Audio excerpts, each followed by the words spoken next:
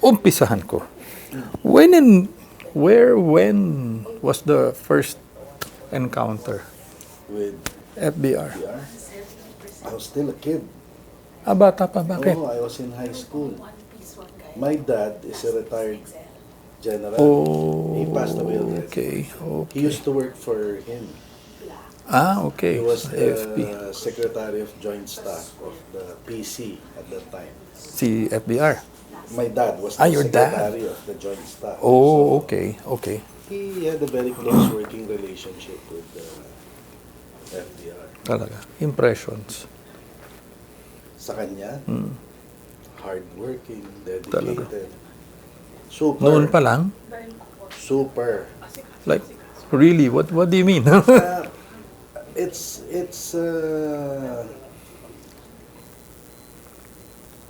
it really stuck in my mind what I saw when I was young. Kasi I saw him as the chief of the PC at that time. My dad nga used to work for him. So in most of the out-of-town trips, my dad would join him. Oh, He had a standard guideline. okay. Sa onion skin yan, kasi nasa bulsa niya parati yan eh. Na no sirens, no lavish preparations, no... Talaga. Oo, ganyan. Spartan. Standard yan. Standard yan. But that's Ano pa contra ako nun? I was still in high school. high school. Okay. In red ink. Yung, Oh my. Yung ganun. Yung Yeah. yung mga corrections niya sa communications. Pagkatapos, parati yan nasa footnote na walang yung masyado maraming escorts, yung mga ganun, ayaw niya yun. Nothing ostentatious. Oo. Talaga. So nga, doon pa lang, Oo. In fact, I can Low show you, key. I still have some in my files. talaga. I kept it as souvenirs and ano. Sir, so noon pa lang yung red ink, Oo. the ubiquitous marginal notes, buhay na. Hanggang nawala nga yung flair for a while, nagpanic sila kasi wala silang mapampalit. Eh. Diba? Ang mabuti nga, may Sharpie na. Pero nung araw pa yun, Talaga. no sirens, ayaw din niya yung mga lunch na matagal. Gusto niya working lunch. Kung pwede daw, sandwich lang parate. Diba? Breakfast, pandesal lang. Oh my. Para they can still work on their papers while eating. Oo nga Ayaw naman. niya yung mga Pagkas- messy na yung kailangan pa ng spoon and fork. Maski spaghetti, nagagalit yan eh. Talaga. Okay sa kanya kung sandwich or chicken, madaling. So yung military service, I guess nasa DNA mo rin because your dad was in the was that what motivated you to enter that the academy? Yes. Yeah. And then you graduated 82. 82. Yeah. Time of ferment, ano? Oh yeah. Yeah. Inabot medyo- pa namin yung Assassin. martial law, Yeah. yung gulo sa Mindanao, Yes. yung hype ng CPP-NPA. 82. And then a year later, the Aquino assassination. And then Yung We Belong, we belong. And I was a part of. okay, I was going to get to that di ba? But tell me, I mean, nandun ka na sa ano, no? So, kadete ka na, ano yung, di ba? I mean, were you following FBR's career? Where were you, did you get word? Ano yung reputasyon niya among... On the, I couldn't help it because my dad was working for him. So I saw him. Actually, ang first time I met him, he was already the chief of constabulary, and I didn't even know that he came from the army because he was army before. Yes. Before he was appointed as the chief of constabulary. Correct. So, yun, my dad was in his staff, and then when I was in the academy, my dad was still working for him. So I could see,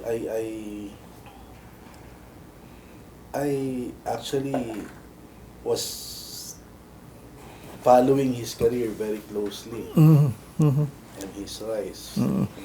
Was there some motivation to follow his path? You joined PC when you I graduated. graduated as an ensign in the Navy. Navy. Okay. But because my dad was in the PC and he was in the PC, I applied for transfer to the PC. So after a year, I transferred to the PC. From Navy to From PC. the Allowed Navy. pa nun, ano? Because PC was still And part then, of the... I had to join Class 83 of PMA in the Ranger training in Tanay. And then I joined the Special Action Force of the PC when it was formed. Oh, yung original batch. Original SAF, yeah. The father of the SAF was also FVR. Yeah. And then the Ranger training you took was also Based on FVR's manual. Yeah. Di ba? So talagang sinundan mo, sir. Until the political career. Medyo humiwalay ka na doon. Oo. Di ba? How was he seen in the military at that time? Lalo na yun, ano? Yung that time of ferment, 82 hanggang mga 85. Ano yung reputasyon? Anong tawag doon? Parang he was like, how do you call it? He was an equalizer to balance things kasi there was already a lot of resentment. Ano yun? Because of going on, perceived because of, abuses? Yes, and then Kalabisan nung... kami as young lieutenants, parang saan ba pupunta to? Ang dami na namin upper class na namamatay at a very young age after graduation, ganyan. Parang ano tayo, parang bahala lang tayo ng kanyon. Yeah. Dadaling ka lang sa Mindanao after graduation, tapos your idealism becomes, you start questioning. Yeah. Diba? The reasons why you're fighting. And he was always a pacifier.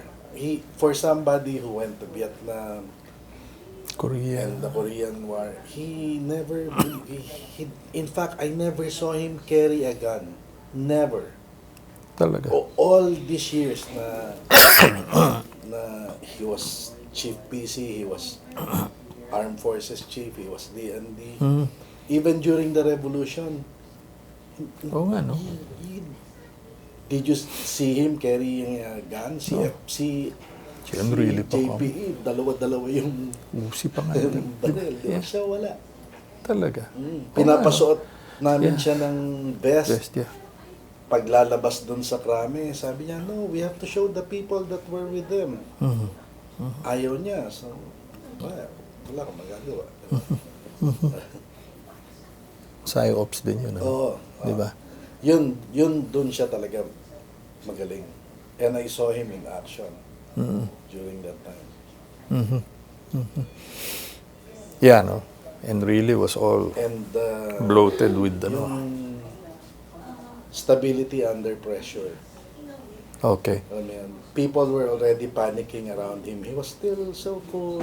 You know, he had these moments. He also blows his top every once in a while. And I've seen him do that also. Pero, generally speaking, people were panicking already. He was still so cool. Even when they were under fire in Camp Aguinaldo, I got a phone call from him because I was securing the family. Sabi niya, Alex, it's getting, the situation is EDSA getting... ito? This was the coup of The coup already. 89. 89, yung kay Gringo. Situation here is getting pretty bad. We're being attacked. We might all die here. Ganon. But he was still in command. He was still very cool. Steady Eddie. Stability under pressure. Parang one and the same. Yeah. You can say that again. Oh, people, and people, especially in times of crisis, will, diba, gravitate towards those personalities. Yep. He was a stabilizing force. Yes. Yes. Gaano ka, I mean, how big was his influence, for example, in EDSA, if he didn't join? Look, when the We Belong movement started, this was the homecoming in PMA of 1983. Yeah. After Ninoy's After na ba? assassination. Okay. Nag-start yun 83, no 84 na pala. Kasi 84. 83 siya eh, di ba? yung assassination. August 83. Nung 84, yan na, there would be weekly meetings in Krame Oh, okay. or Aguinaldo. Ano yan? You recruit two people quietly na Two people. are you willing to join us? Di, syempre, ang tanong, for what? For what? Ganyan. Basta, are you with us? Yung ganyan. Since I started attending those meetings, mga class 71, karamihan, ang core group niyan. Sila Gringo, si Red Kapunan, si Vic Batak. Yung mga yun. Syempre, everybody knew me because I was already identified with him eh. They knew na I had close relationship with the family. Yeah, yeah. I was about to get married pa lang at that time. Yeah, to Chula. But because my boss, si Ray Velasco, was also class 71, and Sunny Rason, syempre alam nila na identified ako doon. Kuminsan, bubulangan ako ni General Rason, Alex, huwag ka muna mag-attend kasi may mga sensitive na hindi sila makasalita pag nandun ka. Pero babalitaan na lang kita, parang ganon. So, I'll skip the meetings, ganyan. Pero this went on, parang weekly yan, na until the group became bigger and bigger and bigger na parang mahirap na itago. Yeah, yeah. Nag-unfurl ng banners nung homecoming sa PMA, yung We Belong. Very active din yung ibang mista ko doon. Kasi one of them was very close to Gringo, the others were very close to the other core group members. So, yun, tuloy-tuloy na yun. It got to the point where they requested me to ask him kung if this is the scenario, are you willing to be with us? Kasi I was going to ask you that. Where was FVR in all of this? Gusto nila i-isolate siya. Ang tawag nga ni Sir Greg noon, laundry bag solution. Tago muna siya. Pag form ng junta, ilalabas siya part of the junta. Di tagal-tagal ko bumuelo na kung paano sasabihin sa kanya. Sabi ko, Sir, ito po yung pinag-uusapan, ganun-ganon. Are you willing to, relax lang kayo. Sabi niya, masyado mainit yung mga ulo nyo. This was 84? This was 85 na siguro. Okay. I was already married at that time.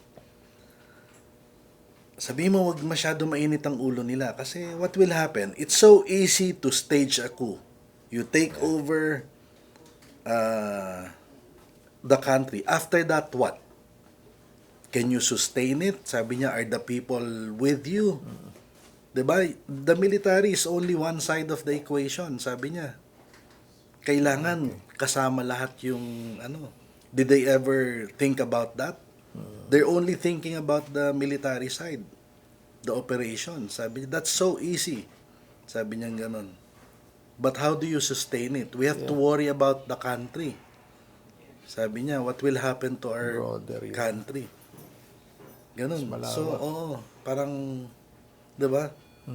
Parang pati ako na nagulat. That's how he looks at this thing, 'di ba? It's not just kasi kami puro officers, 'di ba? Yeah. Gang-ho Yeah. ka, parang Yeah. gusto mong ano lang. Ganun. That revealed another side of him to you. Tas bumalik ako kila ano. Until uminit na ng uminit yung situation, sabi nila, Alex, pwede ba mag-request ng audience with the FBR. FBR? Sinabi ko sa kanya, payag siya kagad. Punta lahat sila sa bahay, sa Alabang. Oh.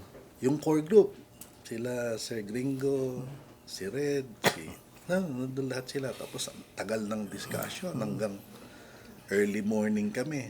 Parang trying to solve the problems of the world. Basta lahat, they laid down their cards and then he told them in no uncertain ways na okay siya, kaya lang nga, kailangan plansyahin natin yung after, di ba? What's gonna happen after? Kasi they wanted to involve Cardinal Sin, syempre, di ba, si JPE. Tapos, si Tita Cory parang after na lang siya Ano nung nakita nila na preempt kasi, di ba, yung 86. Yeah. Yeah. So, Yeah. So he's being sought out, no? Or at least the advice that was sought from him. I suppose speaks of where he was, ano, in the hierarchy of things. yeah. ano? They looked up to him with very high regards and they wanted to see his point of view, di ba? Parang at that time I didn't really, like I said, we were young lieutenants, we just wanted action we wanted to Yeah. and alam naman impatient, di ba? Gusto mo change lang, hindi mo iniisip yung consequences of The broader, ano. your action. Diba? So siya talaga yung first choice. I mean, I would Ver, say he was wala there talaga with, si Ver. diba? That's why they always emphasize the triumvirate, diba? With Cardinal Sin, diba? Siya and JPE. oh. Wala pa nga si Cory. Ano? Wala pa. Diba? She was not She was not part of the equation. It was But- only after when they preempted it na And then the elections, diba? Doon na lang pumasok. yeah. If he didn't join, Nako, it would I mean, probably really hold have up, been ano? it would have been bloody siguro. Kasi remember General Ver was given orders, di ba? To shell. And Time. ako honestly, JP is my ninong. I think he couldn't have mastered that kind of support from the rest of the military. Gringo was very well respected among the fighting Sa level niya. forces. Tsaka yung sa baba kasi iba siya iba yung leadership niya talaga Charismatic. Oo, I guess, ano. susunod talaga sa kanya yung mga people who have encountered him in the past would really follow him. But this is just a small faction of the armed forces. Yeah. Remember, yung mga sa probinsya, di ba? Hindi naman sila aware of what's happening in Manila.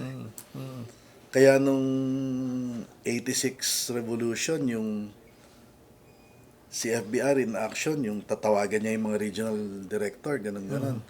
Tapos, ilalabas niya sa media na, I have just spoken to regional director in Region 5 and they are with us, maski na wala. Parang puro Cywar lang yung He put it to use, ano? Yeah. What he learned in Yeah. Korea and Yeah. in Vietnam. Ano? Yung May operation. isa pa siyang tao na special forces din yung tumawag na, Sir, I have paratroopers here ready to attack. Ano, you just give me the go signal. Saywar din yun. Hindi rin totoo yun. I forgot the name of the guy, but he was some colonel na kasama niya nung araw sa special forces. Your career is pretty much tied up to FBR, ano? Uh, yeah, when I transferred to the PC, Nag-aid ka ba rin? after the revolution, nag-duty ako sa kanya for 6 months. He And was chief of staff. yeah, and I saw him close up talaga in action. Pati yung provincial trips, every week or almost every other week, he would schedule provincial trips. Talagang, ano, I really saw his dedication. But it dawned on me after na he probably already at the back of his mind had some political ambitions after he retired. Kasi it came into very good use after. Kasi Yeah.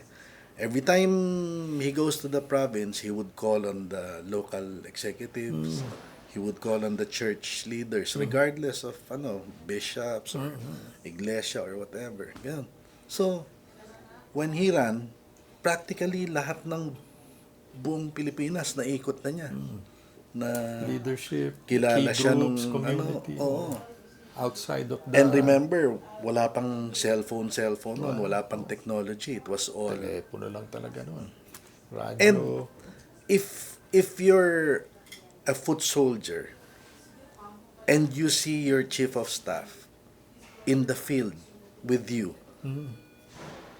can you imagine, Toby, we would sleep with the troops sa bunkers. Hindi kami mag-hotel. Nakabook siya sa hotel by the pero gusto niya sa kampo matulog. Sa gabi. Magbi-briefing yung commander sa gabi. Pagkatas sa umaga, alas 5, road run. With the troops. Oo. Takbo. So, hindi ba? Moral booster din yun eh. Pag sundalo ka at nakita mo yung parang, kasi galing din ako sa babae. Pag nakita mo yung chief of staff mo, parang mga Diyos yan eh. Na hindi mo man lang pagkatapos makikita mo, kasama mo tumatakbo. Diba? Parang, Naka-training gear oo. din. Diba? Tapos kasama nyo sa kampo. Yeah. Diba? Leadership by example. Diba? That was confidence booster, moral booster for the troops. It's really something for the low rank soldiers to be with them. And that they saw their commanders up close. Yeah. Ano? Yeah. Nakikita.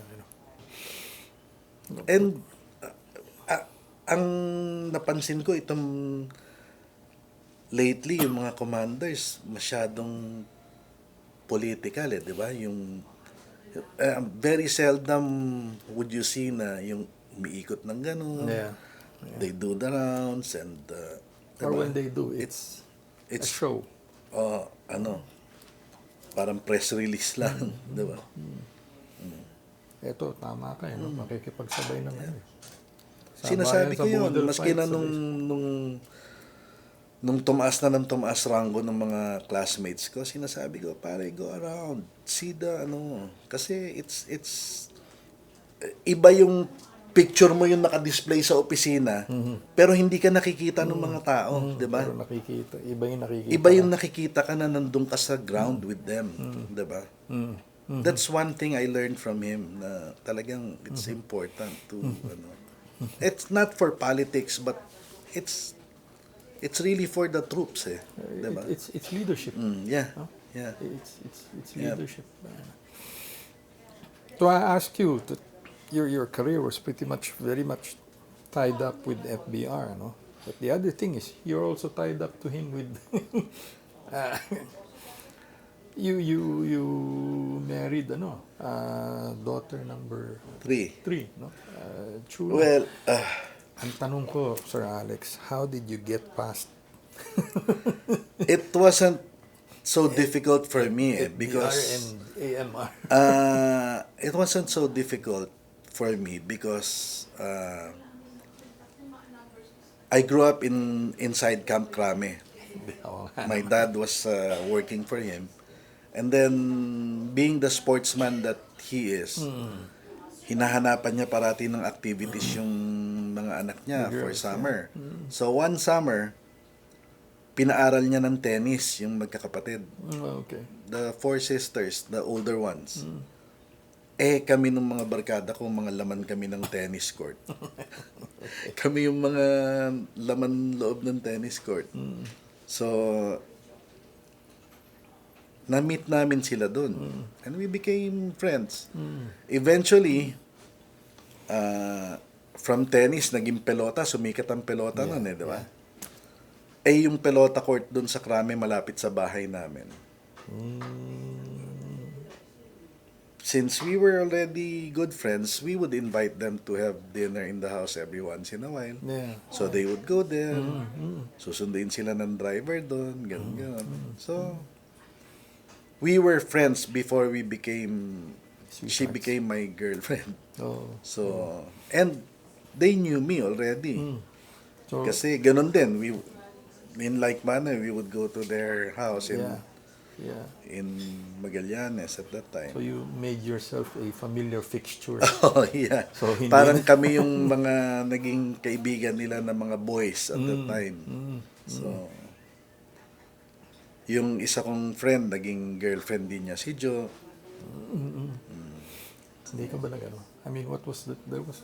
That was pretty daunting. I mean, the daughter of a Actually, I superior wasn't. officer It's funny, didn't but get that way. they were just friends. At home, they were just parents He would not pull rank. Alam mo yun? Parang, nandito sila, ganyan. Lalo na si Mrs. Ramos.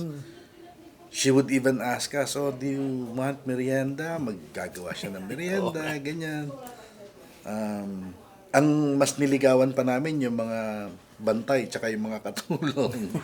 Pero sila, Dahil sila yung stricto. it got to the point na one summer naman, water skiing naman. Kami naman yung sinasama nila to water ski with them pag weekends, ganyan. So we were really, we were friends.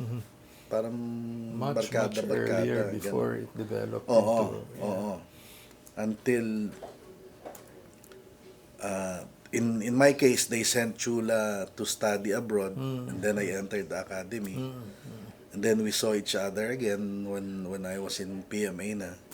Doon ko lang siya naging girlfriend nung nasa PMA na ako, kadete na. tapos nasa States pa siya. Long distance pa. Oo, long Kaya- distance pa yung umpisa. Kailan magkahiwalay? Strange, how love works. Yeah. But by that time, of course, they already knew me, so Yeah, that's right. Ano. That's right. Marriage into the Ramos family, boon or bane? a little bit of both, but I think it's more of boon. Kasi, I was the first to marry into the family, and she was the first to get married among her siblings. And we were the first also to have kids. So, both my kids are eldest among the grandchildren sila yan. Si CJ, eldest among the boys. Boys, yeah. So, Right.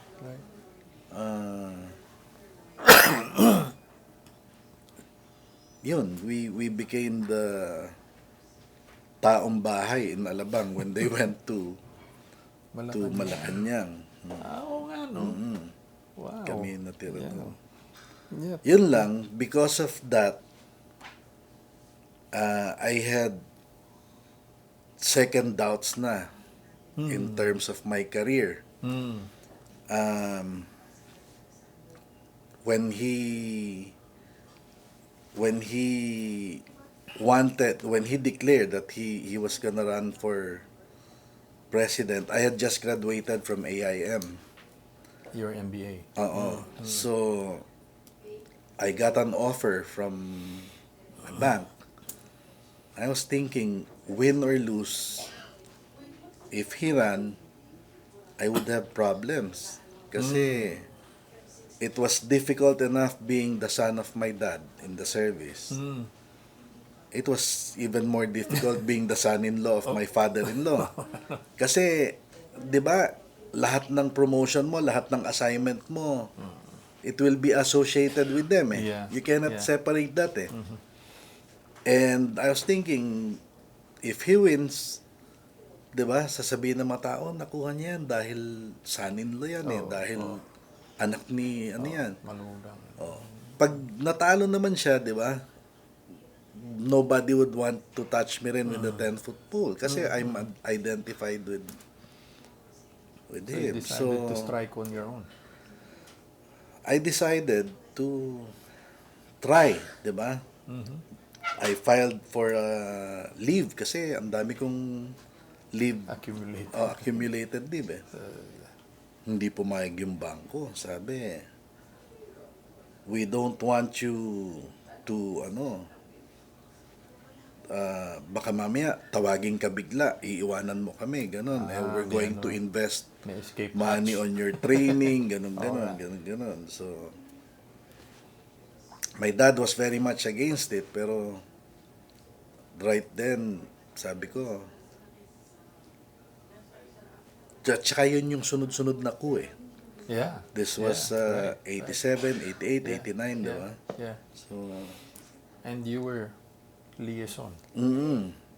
naiipit din ako kuminsan eh, di ba? Kasi Your I Miss have Tas. to balance. Well, Miss Nung Tas in some of and- the coups eh, I was talking to my classmates on the other side of the fence. Oo nga, mismo. Na, basta nandito kami, walang putukan. Ganon. Sa ano lang. So, naalala ko yun. Ginamit ni Kasi, FBR yun, di ba? ha? Hindi na FBR leverage on that. Hindi, pero siya mismo nagsasabi sa akin, do you have classmates there? You call them, you talk to them, na ganon. Otherwise, nandyan na rin lang yun. Oo. So, yun. So eventually, you decided Those to... were exciting times. I decided to leave the service, and I have no regrets. I'm sure I would have made it to general if I stayed on, because almost all of my classmates did. Pero, hirap din. You helped him with the campaign. I was Tumulong ka still working for the bank at that time. Nung later part na. Kasi nagdeklara siya. So, 91 na eh, di ba? Diba? Yung sabay sila ni Mitra. I left the bank That confirmed November of 91, yeah. Okay. Yeah. Shortly before he, Pero ito na yun, di ba? That confirmed your suspicion. Oo. Years earlier. Nakakatawa nga eh, when he was on the brink of deciding, we had dinner out with the whole family. Tapos nagbotohan. Okay. Kung sinong in favor na tumakbo siya, kung sinong ayaw. And it was almost like a tie, and Mrs. Ramos didn't want him to. She was supposed to be the tiebreaker. Ayaw siya patakbuhin. But eventually, fate would have it, siguro, di ba? Talaga, where did the family stand on that, sir? Half nga eh. Nakakatawa eh. Talaga? Kasi, merong Some ayaw, wanted merong gusto. some wanted. Tama na, retire ka na. Talaga. Where were you there? I was indifferent. Kasi nga, di ba, parang, okay. parang tinitimpla ko pa kung magsistay ba ako or hindi, or, di ba? Did you help him out with in the campaign? I did what I could do at that time. Any campaign? Liaison din for some of the personalities. Okay. Ang dami Sa military masyado. o sa Both. lokal? Sa labas, tsaka sa ano. Tapos, we were also in charge of the security group kasi ang daming threats pa rin at that time, diba? So, How did you see him as a campaigner? hard working. Talagang hard working. Talaga. Extreme. Yung halos walang tulog pero tuloy-tuloy. Ang advantage siya na nakaka-catnap siya maski saan di ba? Kotse, pati sa stage na nanap siya kung minsan You know what? Yun. Pero talagang He mastered it, no? oh, even yung food, he only eats enough to he's not the kind na yung gusto niya maraming hindi siya mahilig sa pagkain. Ang pagkain sa kanya pang nutrition lang, pang sustain lang. Even up to now, ganun siya. Hindi siya Eat to live. oo. Or ano ito? Hindi siya tsaka hindi mapili. Hindi siya mapili. Basta may soup lang, okay na siya. People say well, a lot of, for example, my colleagues from media said that they discovered a different person during the campaign. Very driven, Oo. very passionate. At saka, di ba, having come from the military, ang impression sa kanya medyo stiff. Na, di ba, yung commander ka, di ba? He tried to speak more Tagalog. He tried to crack more jokes. Yung ganon. And I think that's what endeared him to a lot of the people na tao pala to, hindi pala siya, 'di ba? Hindi ma-reach. Yung na lalo na nung revolution, 'di ba? Yun yung but I think the revolution also helped in terms of his popularity and being known, di ba? And the fact that he remained loyal to Tita Cory, di ba? Yeah. And the Constitution, Yeah, di ba? yeah. Yun nga yung During ginamit the namin, di ba? mga kuku, di ba? Yun nga yung ginamit na handle EDSA 92. No? Okay. You didn't offer to join him during his presidency? Nanalo na at lahat? Hindi siya ganun eh. He wanted the family to stay away from, well, not to stay away, but he's not like a lot of people na they get their relatives close to them or people, yung mga bata niya. In fact, if there's one thing that people very close to him say, if you're the closest to him, you're the farthest in terms of assignment and possessions. Alam mo yun? Why was that? He's the type of person na gano'n eh. Ayaw niyang may masabi yung mga tao na bata-bata, ganyan. Siya talaga. Or kamag-anak? Ang tinitingnan niya, qualification, number one. Yeah, ang dami niyang in-appoint. And I saw it with my own two eyes. Ang dami niyang in-appoint ng mga tao sa government na he didn't know from Adam. He just looked at their track record, their qualifications. They were recommended to him na and he chose them over people na kilala niya na popular. Kaya maraming may sama ng loob sa kanya dahil hindi sila makaporma eh, hindi sila there were probably some exceptions to that, but generally speaking, even among the military guys and the police, hindi kaya itong ibang bata kita dito ka. Ayaw niya ng ganun. But wasn't he accused of doing exactly that? I mean, militarizing the bureaucracy. He was appointing police and military officers. Well, he was he was for a while, pero hindi siya, he still looked at the qualifications of these people, even if you look at their biodata and But what was the I mean, did he sit down with the family? Did he speak with the family before with the clan before assuming the presidency and said, guys, diba? May ground rules ba siyang sinabi? No, it was more unwritten and unsaid. I guess because of the way the family was brought up, everybody knew his style and his likes and dislikes, so nobody dared or even attempted to ano. The closest probably would be Christy, who ran for yung sa POC, Yeah.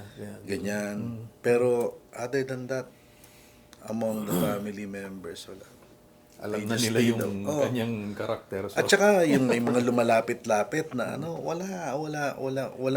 wala silang makuha among the family members kasi wala eh. sa iyo ba may mga lumapit? Naku, sobrang dami pero later on they found out din na wala rin akong wala eh. Ay, unang-una hindi ko rin siya malapitan pagdating sa ganon. Or the few times that lalo na mga deals, yung mga assignment siguro and promotion, yan. Okay lang yung ganyan. Kung may qualification sila or okay lang yan. But we would normally give it to the people concerned, not to him. Kasi it's too trivial for him to, di ba? So he has bigger problems. to manage rather Ang very striking na nakita ko when he was the president was syempre he was getting hit left and right by the critics and the opposition, di ba? He would always reach out to them talaga. That stood out sa'yo. and try to find something in common that they could work on. I'll give you a classic example. Si Ernie Maceda. Okay. 'Di ba? Pag upo niya, banat ng banat 'yan, pati yung foreign trips niya Sinama niya sa foreign trips. Pinakita niya na hindi junket yung foreign trip. Umaga hanggang gabi may schedule eh. Sila rin yung sumuko na talaga pala nagtatrabaho siya. Hindi pala, 'di ba? Yeah.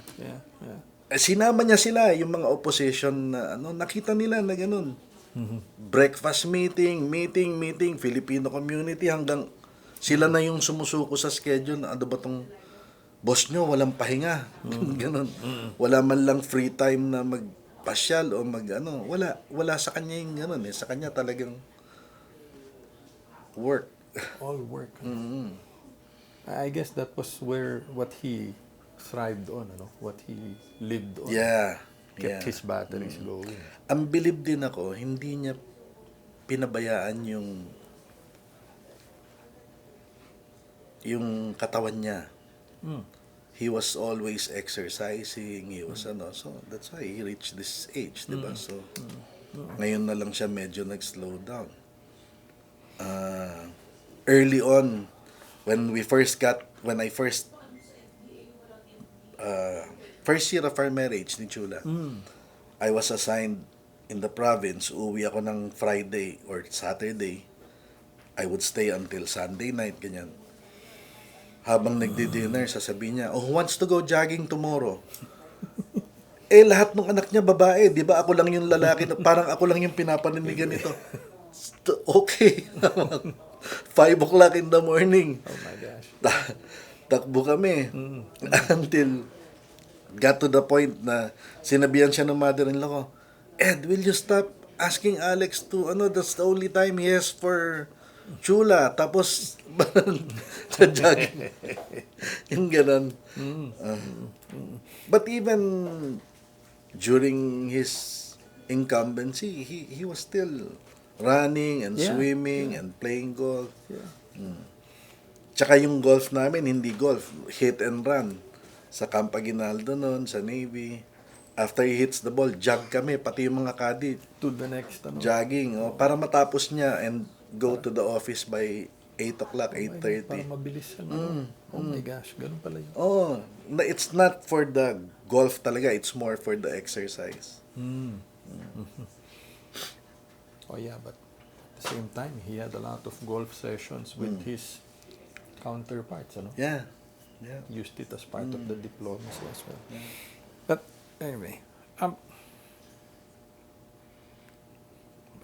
something personal. I mean, how did he take to Chula's accident? Bad. He felt really bad. He wanted the guy who caused it to be prosecuted, but I told him, wala na eh. Nobody wanted it to happen. It was an accident, diba? Till it got to the point na we told the lawyers to just drop that. Kasi wala ka rin naman makukuha dun sa, he was just a driver eh. Yeah. So, I think Father Aloy, who's very close to the family, was also a factor na, you know, we just forgive the guy. We'll be more, so that we can move on and be at peace na kasi. And I guess attend to Chula rather than that one. But you see Chula now, she's up and about, she's happy, gusto niya pasyal, gusto niya, so Oh, actually, yeah. pretty good. We take her on trips, she's basta ma-minimize lang yung coughing niya and okay. kasi she's allergic to Oh, lot of stuff. incidentally, how did you guys take to that medical emergency he had when during his presidency? Diba he had he had to undergo some. Everyone was worried. Ang alam mo, through all this, si Ma yung si Ma yung nakakaawa, si Mrs. Ramos. Kasi she hardly says anything, but she's the one who's really suffering the most. Alam mo yun? So, every time may ganyan, siya yung parati kong binabantayan at tinitingnan. Kasi,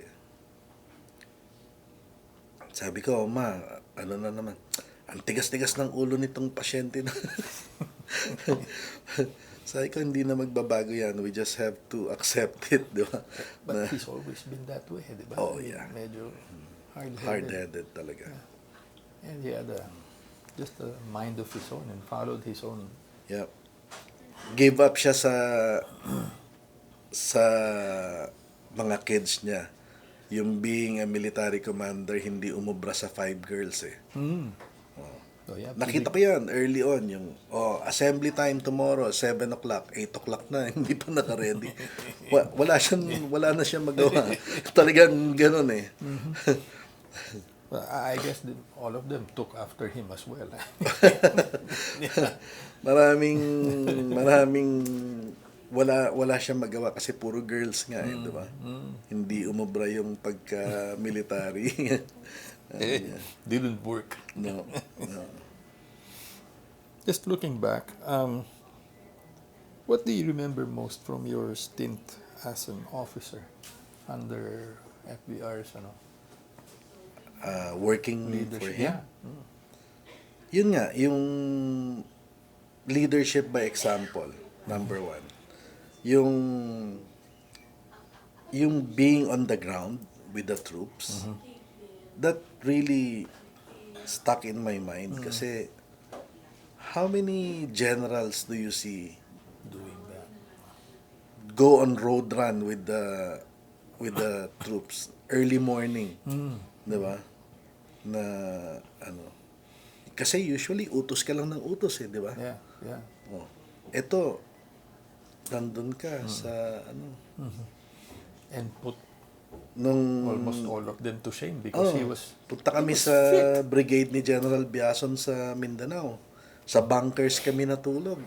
oh my. Bunker din siya natulog. Biason, as in Rodolfo, the Marine. He was the Marine Brigade Commander. Talaga. Tapos kasama mo sila kumakain ng pagkain ng sundalo.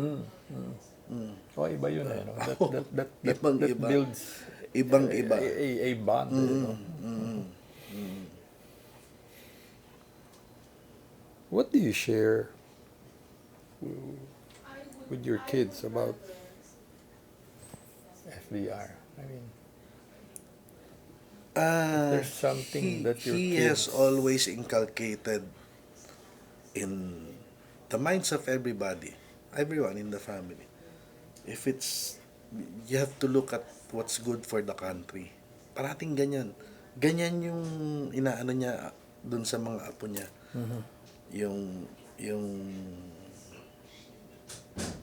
try to become a better person so that you can help the country. Parang ganun. At saka sports. Hindi nawawala yung sports. Ever since they were kids.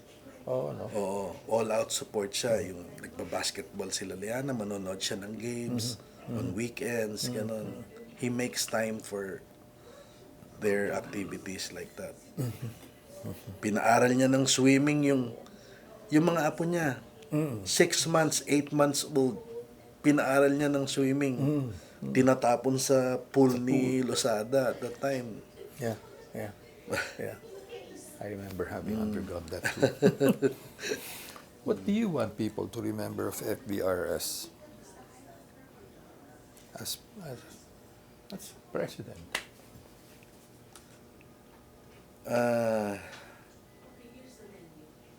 As a peacekeeper, I guess. That's what he tried to work hard, very hard on with Miswari, with the left, diba? With at that time, diba sabi niya, tigil muna tayo lahat. Let's move, try to move the country forward. It's just too bad that we had the 97 crisis, the financial crisis. Otherwise, he would have had higher mark siguro and a more lasting legacy kung hindi nangyari yung 97 na financial crisis na yun. Plus the rice, ano pa, di ba? There was a rice crisis then. The year before that, yeah. But he was really, very hard working. To this day, he still thinks that he needs to work, di ba? And I guess he just wants to keep busy rin, but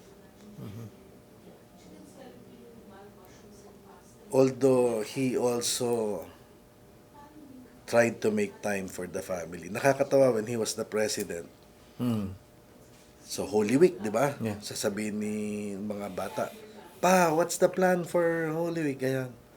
"Oh, let's all go to Subic." Pagkatapos magtatawag siya ng cabinet meeting sa Subic. Nagagalit si Mrs. Ramos. Sabi niya, "You let your people rest." Ganyan. No, they can bring their family there. And Ganon siya. On vacation, pero working vacation. Ganon. If there's such a thing. But that, I guess, also speaks about him. His passion as a public servant. Yeah, I think so. Hindi siya yung sasabihin mo mag-holiday, Hindi. Never. I don't like to use the term bulakbol. Never mo siya makikita na nagbubulakbol talaga. Talagang work. Even weekends, even holidays. And you can look at his, yung holidays nga. Si Mrs. Ramos nga nagsasabi, you let them, it's, di ba? To be with their families, ganyan. Maski na nung military siya, ganun na rin siya eh. Yeah. Yeah. Christmas, New Year, I remember sa Krami kami nagmamas with the Yeah, dun sa Christmas chapel, Eve, yeah. New Year's Eve, dun. Ganun. The chapel. Oh, man.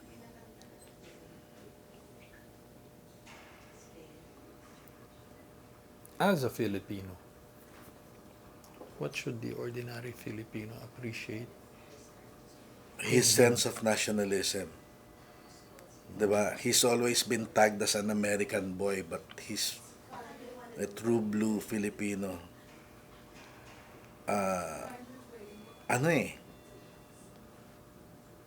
Nakakatuwa rin siyang makita na talagang makikita mo yung pagmamahal niya sa bansa natin. Yung ganun. Ilang years na di ba? Years of service dedicated to to the nation. And he's always been, he's always been a statesman. It's always what's good for the country, what's good for the majority.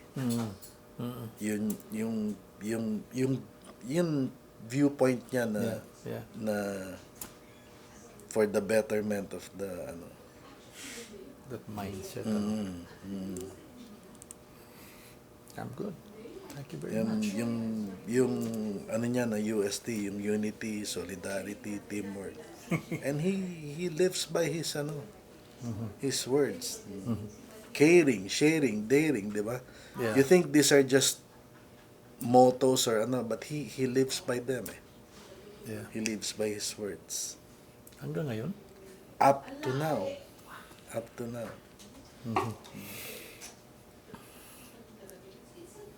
Son-in-law.